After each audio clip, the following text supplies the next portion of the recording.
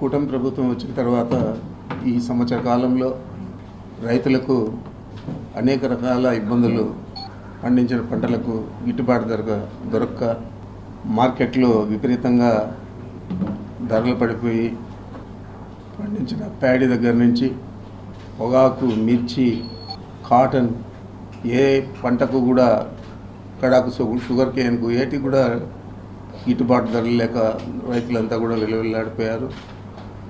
ఆ సందర్భంగా జగన్మోహన్ రెడ్డి గారు మిర్చి రైతులు కానీ, కాటన్ రైతులు కానీ, పొగాకు రైతులు కానీ అందరినీ కూడా పరామర్శించిన విషయాన్ని మీకు ప్రత్యేకంగా చెప్పనక్కర్లేదు.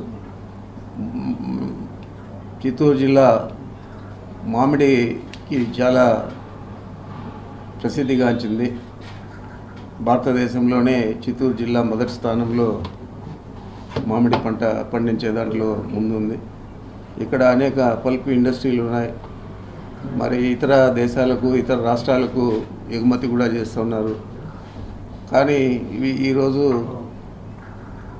ఏదైతే తోతాపురి వెరైటీ ఉందో పల్పుకు వాడే పంట, దాన్ని కనీసం మీరు తీసుకోండి, ఎప్పుడైనా ఇవ్వండి డబ్బులు అంటే కూడా ఇచ్చే పరిస్థితి లేకుండా రైతులు చాలా ఇబ్బంది పడుతూ ఉన్నారు.